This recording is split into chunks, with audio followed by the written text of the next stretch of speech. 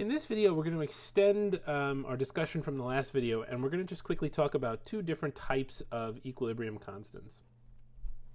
So if, for example, we have a reaction where we have the case of CO gas plus 3H2 gas is in equilibrium with CH4 gas plus H2O gas. There are two ways of thinking about an equilibrium constant. The first one is what we call a concentration equilibrium constant. So there's concentration, and this is what we've been talking about all along. Actually, this is the one that we use the most in general chemistry. We very rarely use the other one, which I'm going to define in just a second. But the equilibrium concentration constant is K, and it gets a little c.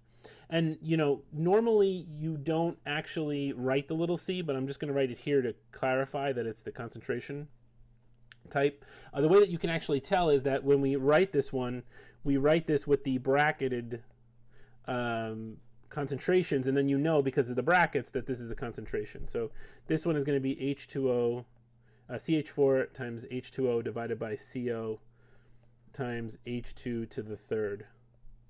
And that's our concentration of Kc. And remember, concentration in this case is equal to moles per liter. So when we define a concentration, we're defining it as moles per liter, where it's the number of moles inside of and because these are gases, this would be inside of a fixed volume, which would be a volume of gas. Okay, and then there's another one, which is called pressure. So this is the partial pressure form.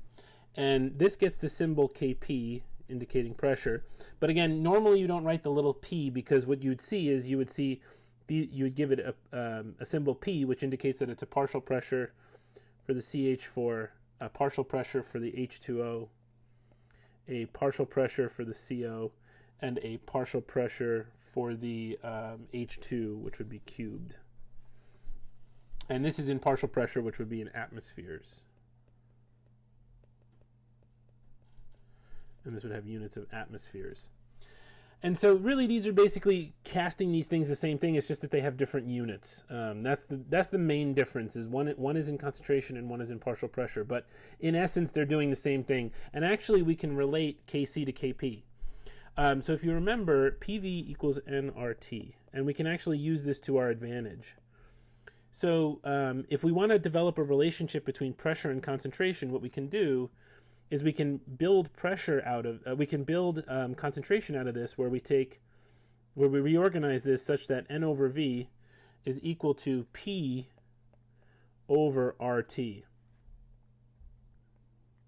N over V is equal to P over RT. And all I did was I just reorganized this equation such that the N stays on top. I brought the V down to the bottom, and then I brought the RT over to the other side. So I get N over V is equal to RT. And so this is units of concentration. It's moles over liters. And then this is equal to the partial pressure, and we just have this correction factor of RT. And so the way that we can correct this is we can say that Kc is equal to Kp over RT, and then we just raise this to the number of moles of gas